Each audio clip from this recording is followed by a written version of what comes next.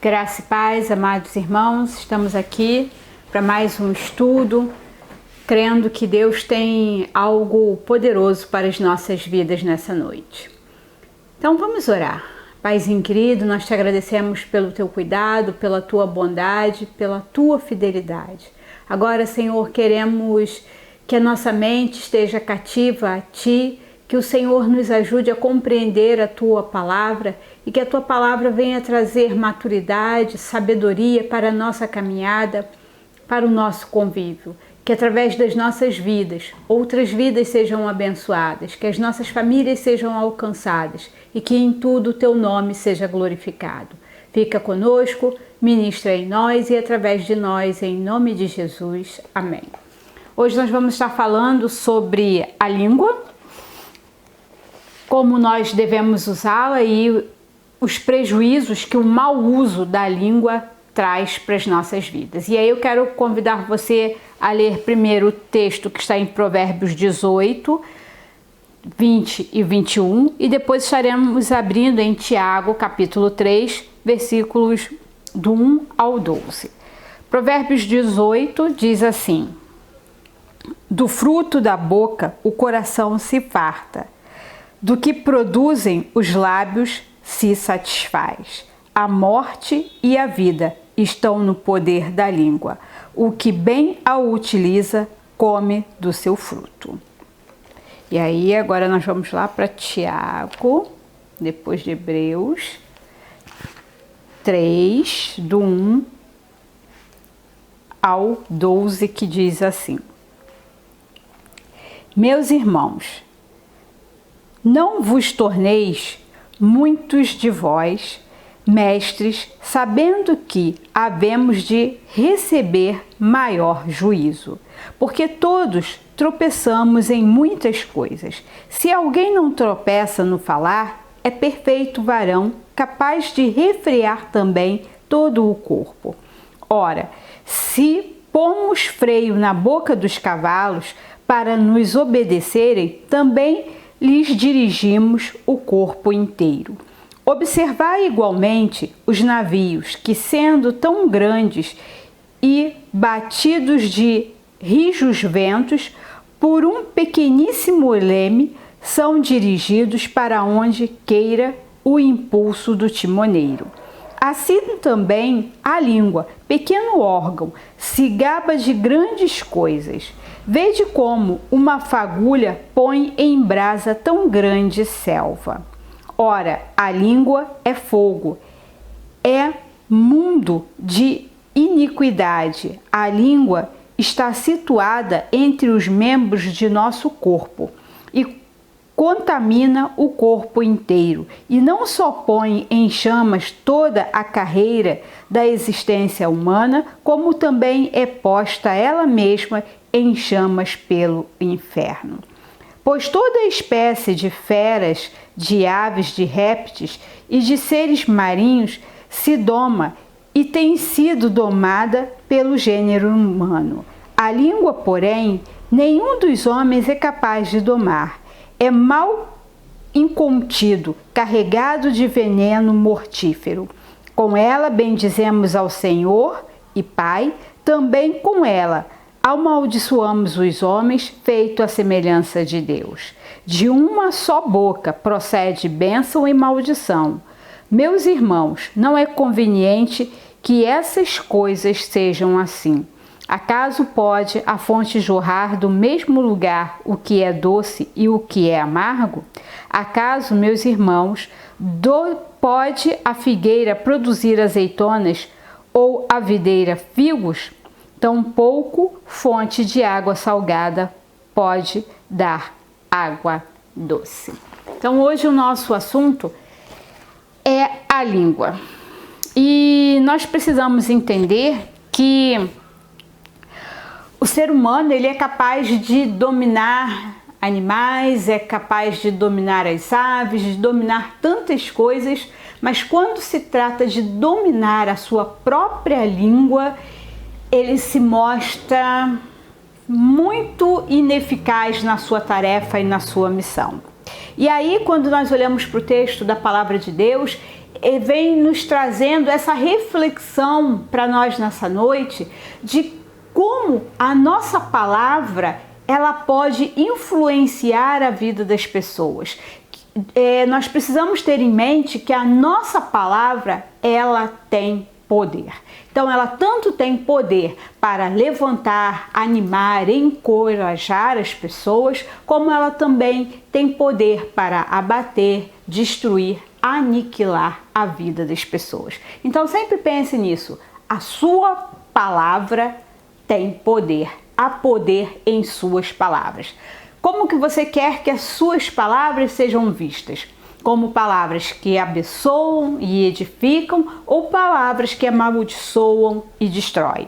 E aí quando nós vamos para o texto, né, principalmente o de Tiago, que ele discorre de uma forma bastante ampla, nós vemos que a carta de Paulo a Tiago é uma carta que fala para todos os crentes, está voltada para os crentes, para os cristãos. E ela vai tratar das coisas do cotidiano, da nossa vivência, da nossa forma de ser, da nossa forma de agir, de lidar, de viver o Evangelho. Mais do que não é somente crer, mas é também viver a nossa prática cotidiana. Como nós podemos exemplificar a palavra de Deus, o Evangelho de Deus, tendo ele refletido nas nossas ações. Então o apóstolo Paulo está chamando a nossa atenção para essas questões muito práticas, muito objetivas do dia a dia. Porque às vezes nós vivemos como se estivéssemos num mundo paralelo. Fomos à igreja antes de ontem, então passamos o dia todo, em particular o nosso dia foi extremamente abençoado, tanto na nossa escola dominical, quem teve a oportunidade de estar lá na escola, aquele momento de homenagem, leitura da palavra, então foi um momento tão abençoado e edificante. À noite, estamos no mês de missão, então falando que uma igreja em missão cuida da família e os ministérios se organizaram, produziram peças, jograis, então foi um momento muito especial, louvor, palavra, que culto abençoado, que culto tremendo. Naquele momento nós nos sentimos cristãos verdadeiros, autênticos, sentimos a presença de Deus, ficamos assim maravilhados com aquilo que Deus fez nas nossas vidas naquele momento. Mas para muitas pessoas, ser cristão só é possível dentro da igreja, porque ele só vive nessa atmosfera do poder de Deus dentro da igreja. Quando ele sai daquele ambiente, ele se esquece que ele precisa continuar testificando, testemunhando que ele é um homem, uma mulher de Deus, ele é um servo, uma serva de Deus. E quem prestou atenção na ministração da palavra, viu que se nós somos uma igreja em missão, essa missão precisa acontecer dentro da nossa casa, precisa acontecer no nosso cotidiano, no nosso dia a dia. E muitas vezes as nossas palavras, as nossas ações não testemunham que somos filhos e filhas de Deus. Então, quando nós olhamos para o texto, ele mostra como devemos agir. Se nós somos verdadeiramente filhos e filhas de Deus, como nós devemos agir? E aí ele começa a discorrer acerca dessas questões, né? Que a língua, ela é um pequeno órgão, mas que ela traz em si um poder muito grande. Um poder que pode trazer domínio, mas também um órgão que sem essa sabedoria que vem de Deus, sem essa direção que vem de Deus, ela pode destruir tudo à nossa volta. Então, não basta você estar na casa de Deus, ouvindo a palavra de Deus, e se você, ao sair daquele ambiente, daquela atmosfera da presença de Deus, você deixa que esse pequeno órgão contamine e guie a sua mente, o seu coração, o seu corpo, desastradamente, sem nenhuma habilidade. E aí a gente precisa entender que a língua tem esse poder, né? E ela pode controlar e conduzir as coisas à sua volta. Então, como que você quer que as coisas sejam conduzidas? Qual o efeito que você quer sobre a sua vida? O livro de Provérbios também, ele também vai ressaltar no capítulo 18, né, algumas pistas sobre o mau uso da língua. E aí ele vai dizer que é o falar arrogante, avaliações equivocadas. Ele vai falar também que entrar em discussões, muitas vezes a gente faz isso, se autodestrói, gosta de fofoca, responde antes de ouvir. Então, todas essas situações que a gente encontra ali no livro de Provérbios, nós também encontramos aonde? No nosso dia a dia, no nosso cotidiano. A nossa linguinha, que no domingo cantou aqueles louvores tão lindos e maravilhosos, adorando e glorificando o nome do Senhor, também esse mesmo órgão, no dia seguinte, ou às vezes até mesmo no próprio dia, também foi instrumento para amaldiçoar, para causar discórdia, para gerar intrigas, facções, divisões dentro da nossa casa, no nosso local de trabalho, na nossa comunidade. Então nós precisamos entender que, se nós não prestarmos atenção, a língua, ela tem poder de destruir tudo à nossa volta. Então, nós precisamos sempre lembrar que nós vamos dar conta de toda palavra inútil que proferimos. Porque pelas suas palavras você será justificado ou pelas suas palavras você será condenado. Isso não é palavra minha, mas se você quiser conferir, depois você abre lá em Mateus capítulo 12, versículo 36 e 37. Então, vamos lá. Palavras arrogantes, né? O texto de Provérbios, ele traz essa questão para nós. Palavras arrogantes.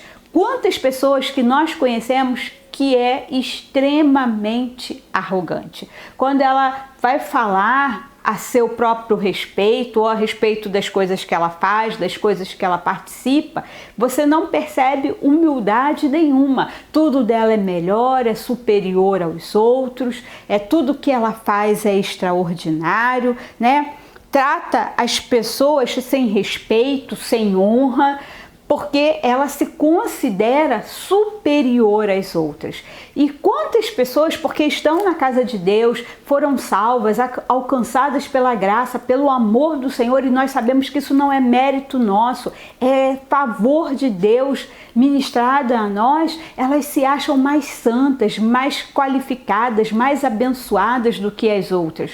E usam isso para humilhar, para ofender, para depreciar as outras pessoas. Então a palavra do Senhor, ela chama a nossa atenção que nós não podemos ter esse tipo de comportamento e nem usar a nossa língua para palavras, para expressões nesse sentido, que venham menosprezar e desprezar as outras pessoas. Então a nossa fala, ela deve ser sempre uma fala humilde, uma fala que a gente precisa ouvir primeiro, observar primeiro e depois sim, depois de analisar todo o contexto, a gente vai falar. Então nós não podemos ser arrogantes, achando que somos melhores do que os outros, muito altivos, né? Às vezes tem pessoas que são extremamente altivas. Então, precisamos tratar todas as pessoas com respeito, honra, e ao compartilhar e testemunhar nossas conquistas, o objetivo deve ser fazer conhecido o nome do Senhor. Se tem uma coisa que às vezes me incomoda, não sei se vocês já repararam que, agora acho que nem é mais tão comum, né? Mas aqueles adesivos de carro, foi Deus que me deu. Então passa assim, uma coisa tão ruim, né? Parece que o outro é melhor, ele recebeu porque ele é melhor do que os outros, e às vezes você está orando, você está pedindo, parece que você não vai ganhar porque Deus deu só para você. Gente, a gente precisa compartilhar as nossas vitórias no sentido de que, olha, Deus me deu sim essa bênção, mas não porque eu sou merecedor, mas porque Ele é bom e porque o propósito, essa bênção está de acordo com a vontade dEle, com o propósito dEle para a minha vida. Então, meu irmão, minha irmã, não desanime, não esmoreça, mas creia que se você está pedindo com fé e aquilo que você está pedindo está de acordo com o propósito de Deus para a sua vida, você também vai alcançar. Então a gente não pode usar as nossas bênçãos, aquilo que Deus nos concede, para humilhar e menosprezar as pessoas como se eu estivesse recebendo porque eu sou superior, porque eu sou melhor. E outras coisas também é palavras de intriga. Quantas pessoas, né? Intrigas que gostam de envenenar pessoas. Às vezes a gente está num ambiente que aí você chega, aí alguém vira pro lado e fica cochichando, falando, aí olha para você daquele sorrisinho e gente, lançando intriga, né? Tornando o ambiente desagradável. Tem pessoas que, vou contar o segredo de fulano, mas é para você orar. Gente, para que isso?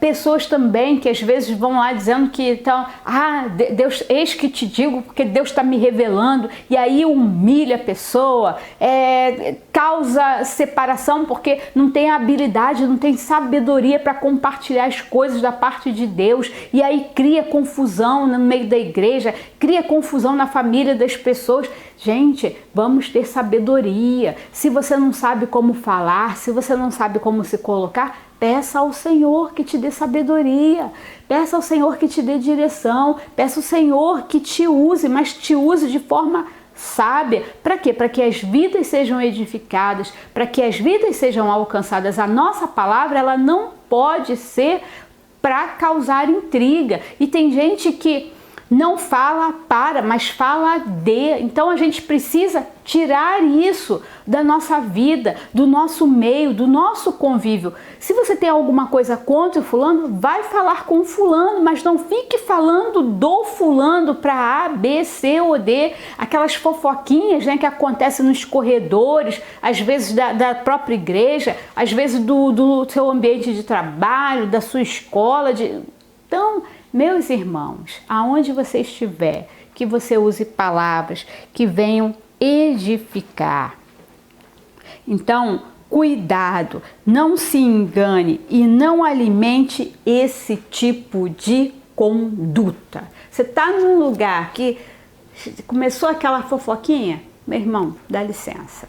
Por que você vai sair? Não, porque você está usando as suas palavras não para edificar. Então, cessou, ou cessa o assunto, eu preciso me retirar. Por quê? Porque a gente não vai compactuar com essas coisas, com esse tipo de conduta. Então, a gente precisa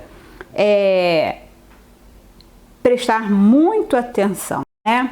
Então, se a fala não edifica, se o que você vai compartilhar não vai trazer vida, não vai abençoar, não merece ser replicado, não merece ser compartilhado. Porque nossas palavras, elas devem o quê? Aproximar pessoas. Ela deve colaborar com justas e sinceras relações. As nossas palavras, né, não podem causar intriga ou afastamento. As nossas palavras são palavras que devem abençoar. Palavras que menosprezam alguém. Quantas vezes a gente ouve as pessoas dizendo: esse menino não serve para nada, não vai dar para nada, não faz nada certo. Olha só que criança feia, gorda, burra. E aí vai menosprezando, minando a autoestima das pessoas. Às vezes as pessoas olham para você: nossa, como você engordou, nossa, como você está acabada, nossa, pra quê? Nossa, que roupa horrorosa, que combinação combinação esdrúxula. Às vezes era a única a roupa que o irmãozinho, que a irmãzinha tinha. É o melhor dela e você vai lá, lança essa palavra, menosprezando. Que proveito você vai tirar disso, meu irmão, minha irmã? Presta atenção. E às vezes essas expressões, principalmente quando a gente fala isso para criança, meu filho é muito burro, ele não sabe, não consegue aprender tabuada não, não decora tabuada não, ele é burro.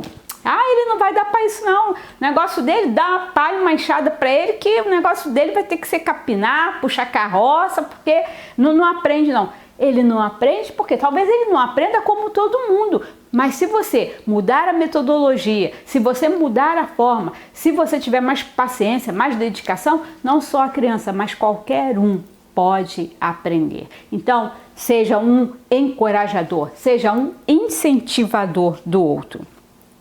E aí, nem de brincadeira, use essas palavras, que a gente às vezes gosta de falar, não, é brincadeirinha. Falei isso, mas não falei sério, não, falei só brincando. Não se brinca com coisa séria. Ofender, agredir, machucar pessoas, isso não é brincadeira. E aí, a maturidade cristã nos exige um posicionamento para além da conscientização de que nossas palavras e ações têm consequências. Nunca se esqueça disso. As suas palavras e as suas ações têm consequências. Às vezes você fala algo que você não viu, que você não sabe, que você ouviu e você replica aquilo. E você, com isso, você pode estar destruindo a reputação de uma pessoa, você pode estar destruindo a família de uma pessoa, a vida da pessoa. E depois não pense que somente a desculpa, você deve sim pedir desculpa, você deve pedir perdão, mas o seu perdão e a sua desculpa nem sempre tem poder para reparar o dano feito àquela pessoa. Imagine você pegar um saco de penas e lançar do alto de um monte. Imagine se você se arrepender de ter lançado aquelas penas ao vento e decide sair recolhendo aquelas penas. Já parou para pensar que você não vai conseguir recolher todas as penas? Assim são as nossas palavras. Às vezes uma sentença que você fala a respeito de uma pessoa, ela é como penas lançadas ao vento, que elas vão longe e você talvez nunca mais consiga reparar o dano que você cometeu sobre a vida daquela pessoa. Eu lembro de um episódio que foi muito noticiado, que disseram que os donos de uma escola, eles eram bruxos e feiticeiros e que eles mataram lá uma criança e lançaram assim calúnias horrorosas sobre os donos daquela escola. Destruíram a escola, apedrejaram um deles, mataram aquelas pessoas e depois de muito tempo descobriram que tudo aquilo não passava de fofoca. Mas aí a reputação, as vidas já estavam destruídas, outros pagaram com a própria vida e já não havia mais desculpa, pedido de perdão que pudesse reparar o dano. Então, a gente precisa entender que, antes de falar, pense muito bem no que você vai dizer. Porque aquilo que você está falando, o Senhor vai pedir conta a você. Então, preste atenção para que a sua palavra, que as suas palavras, elas voltarão para você, porque você vai ter que prestar conta. O desafio do Espírito Santo se coloca diante de nós. Vamos seguir usando nossas palavras e ações sobre que perspectiva? Você quer continuar tendo as suas ações e as suas palavras usadas sobre qual perspectiva? Esse é o desafio de uma igreja madura, de cristãos maduros. Para construir pontes ou erguer muros, para destruir ou construir laços. Sobre qual perspectiva você quer continuar usando as suas palavras, testemunhando? E aí a boca fala do que o coração está cheio. O seu coração está cheio de quê? Porque se o seu coração está cheio de mágoa, de ressentimento, de dor, de fúria, de medo, de desânimo, as suas palavras vão estar repletas desses sentimentos. Mas se o seu coração está cheio de fé, de temor, de alegria, de confiança, de esperança, as suas palavras também estarão repletas desses sentimentos. E aí é o que a gente precisa entender. Com que você tem nutrido o seu coração? Porque a boca fala daquilo que o coração está cheio. E se eu digo que o meu coração está cheio da presença de Deus, que o meu coração está transbordante da graça de Deus, que Deus habita em mim, que eu sou o templo do Espírito Santo de Deus, a minha boca, as minhas ações não podem ser diferentes daquilo que eu digo que está dentro de mim. E quem vai testemunhar são as minhas ações, são as minhas falas, porque se eu digo uma coisa, mas eu falo outra e eu ajo de forma diferente, então tem alguma coisa errada. Então, que você possa estar meditando nessa palavra e que Deus possa estar enchendo o seu coração, a sua mente, de coisas boas, para que quando você falar, para que quando você testemunhar, a graça de Deus esteja resplandecendo sobre a sua vida. Paizinho querido, nós nos colocamos diante de Ti e clamamos, põe guarda a nossa boca, ajuda-nos, Senhor, a refletir a Tua graça e o Teu amor e a termos um testemunho que mostre, revele o Teu caráter em nós. Assim nós oramos e já Te agradecemos em nome de Jesus. Amém. Que Deus nos abençoe.